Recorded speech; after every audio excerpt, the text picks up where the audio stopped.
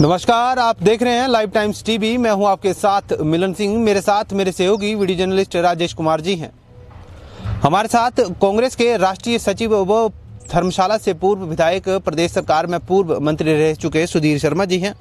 खास बातचीत करेंगे और चर्चा करेंगे। पहले तो सबसे पहले सर, स्वागत है लाइव टाइम्स टीवी पर। धन्यवाद आपका। पहला सवाल तो सर 5 राज्यों के चुनावों से लेंगे, क्योंकि कांग्रेस में राष्ट्रीय सचिव है।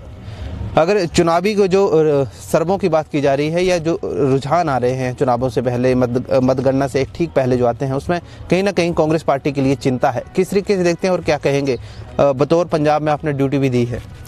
देखिए, एग्जिट पोल तो जब पिछले चुनाव हुए थे पंजाब में तो भी इसी तरह के थे, लेकिन वहाँ कांग्रेस की सरकार बनी पूर्ण बहुमत के साथ। तो मेरा ये मानना है कि कुछ ही घंटों का समय शेष है, कल सुबह से मतगणना शुरू होगी तो हकीकी जो परिणाम है वो आएंगे।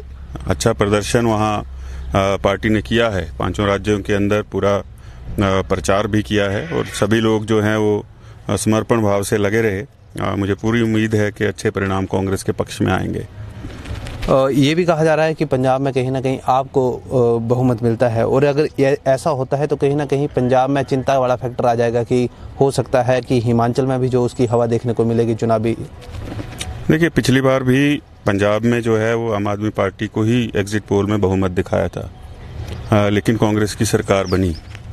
और ऐसा नहीं है कि एक राज्य के परिणाम का प्रभाव दूसरे राज्यों पर पड़ता है। हमारा पहाड़ी प्रदेश है, यहाँ की हमारी संस्कृति अलग है, भाषा अलग है, और मुझे लगता है कि यहाँ किसी भी प्रदेश के चुनाव परिणाम जो मर्जी हों, हिमाचल प्रदेश जो है इसकी साक्षरता दर प्रदेश में सबसे ज़्यादा है, लोग पढ़े लिखे हैं, जागरूक हैं, और यहाँ जिस तरह से पिछला ये कार्यकाल भारतीय जनता पार्टी की सरकार का प्रदेश के अंदर रहा है, लोग पूरी तरह से निराश हैं और हताश हैं।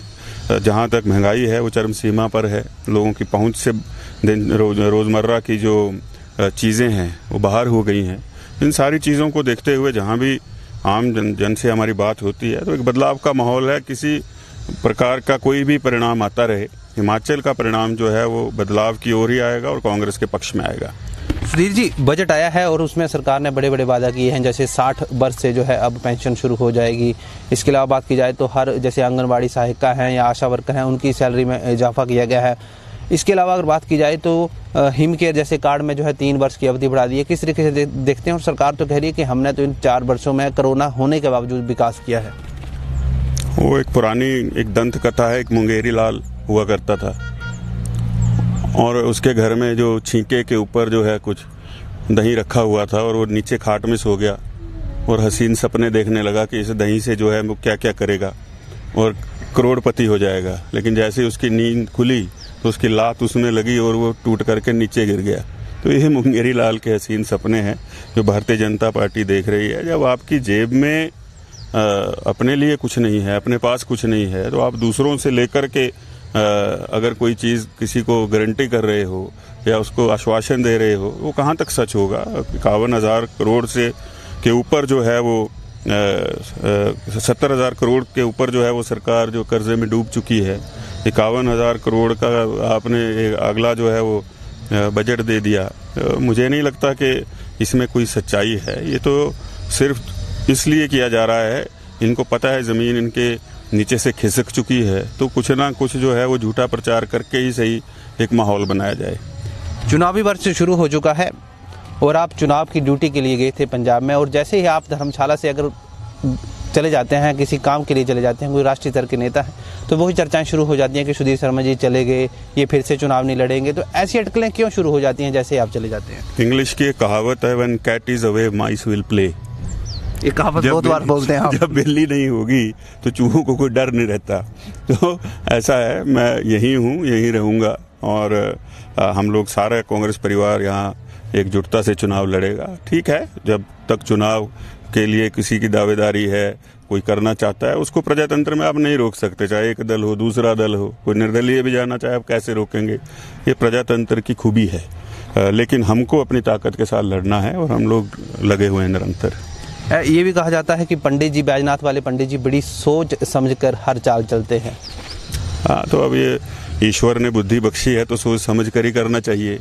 नहीं तो ये नतीजा आपने पिछले 5 वर्ष का भारतीय जनता पार्टी का देख लिया। सरकार नाम की कोई चीज़ ही नज़र नहीं आती थी।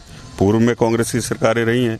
वीरभद्र सिंह अगर 6 बार मुख्यमंत्री रहे तो उनका एक दृष्टिकोण था प्रदेश के विकास के प्रति, और इसीलिए लोगों ने उन पर बार बार विश्वास जताया और निरंतर विकास चलता रहता था। लेकिन वो चीज़ें आज रुकी हैं।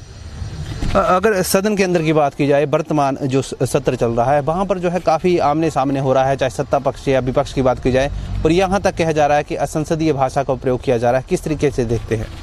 देखिए, सदन के अंदर चाहे किसी भी दल से चुन करके गए हों, भाषा का प्रयोग जो है वो तो संयम रखकर ही करना चाहिए, और एक स्वस्थ प्रजातंत्र के अंदर अच्छी चर्चा अंदर होनी चाहिए जिससे कि पूरे प्रदेश को उसका लाभ हो।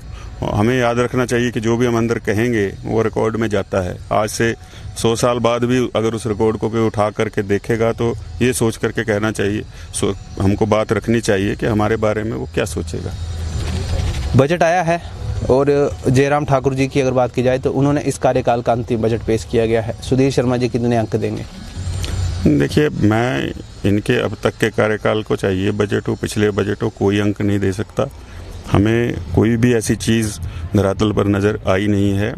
सिर्फ ये है कि बड़ी बड़ी बातें जो हैं और घोषणाएं हुई हैं, लेकिन धरातल पर उतरा नहीं कुछ भी। आखिरी सवाल रहेगा मेरा आपसे बातचीत का। 10 मार्च के बाद यानी कल से जो है सीधा साफ तौर से है कि प्रदेश में दस्तक शुरू हो जाएगी चुनावों को लेकर। क्या तैयारी रहेगी सुधीर शर्मा की? क्योंकि खुद तो आप धर्मशाला के तो नेता हैं, क्योंकि राष्ट्रीय स्तर के नेता हैं, प्रदेश में भी अच्छी पकड़ है आपकी, किस तरीके से? देखिए, मैं पूरे प्रदेश में जो हमारे लोग हैं, जो चुनाव में भी जाएंगे और जो लोग उनके साथ जुड़े हैं, कार्यकर्ता हैं जो मदद करेंगे, उनके साथ निरंतर संपर्क में हूँ।